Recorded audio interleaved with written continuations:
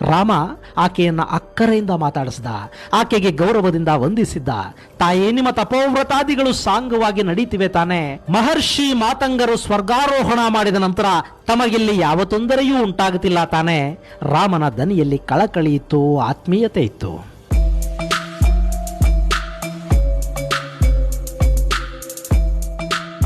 ಶಬರಿ ಸಾಕಷ್ಟು ವರ್ಷಗಳಿಂದ ಈ ತಪೋವನದಲ್ಲಿ ವಾಸ ಮಾಡ್ತಾ ಇದ್ಲು.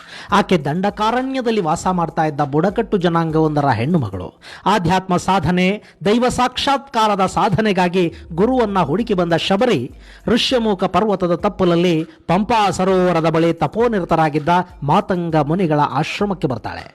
ಅಲ್ಲವರನ್ನ ಗುರುಗಳನ್ನಾಗಿ ಸ್ವೀಕರಿಸಿ ಅದೇ ಆಶ್ರಮದಲ್ಲಿ ತಪೋನಿರತಳಾಗಿದ್ದ ಶಬರಿಗೆ ಈಗಾಗಲೇ ಸಾಕಷ್ಟು ವಯಸ್ಸಾಗಿತ್ತು. ಆಕೆಯ ಗುರು ಮಹಾಮುನಿ ಮಾತಂಗರು ಕೂಡ ಕೆಲವೇ ದಿನಗಳ ಹಿಂದೆ ದಿವ್ಯ ದೇಹಧಾರಿಗಳಾಗಿ ಸ್ವರ್ಗಾರೋಹಣ ಮಾಡಿದರು. ಹಾಗೆ ಹೋಗೋ ಮೊದಲು ಅವರು ರಾಮ ಬರಲಿರುವ ವಿಷಯವನ್ನು ಶಬರಿಗೆ ತಿಳಿಸಿ ಶ್ರೀರಾಮಚಂದ್ರನಿಗೆ ಸುಗ್ರೀವನಿರುವ ಪ್ರದೇಶಕ್ಕೆ ಹೋಗೋದಕ್ಕೆ ಮಾರ್ಗದರ್ಶನ ಮಾಡುವಂತೆ, ಆನಂತರ ಸ್ವರ್ಗಕ್ಕೆ ಬರುವಂತೆ ಹೇಳಿ ಹೋಗಿದ್ರು. ಹೀಗಾಗಿ ಶಬರಿ ರಾಮನ ಆಗಮನದ ನಿರೀಕ್ಷೆಯಲ್ಲಿ ಬಹುದಿನಗಳಿಂದ ಅಲ್ಲಿ ಕಾಯ್ತಾ ಇದ್ಲು.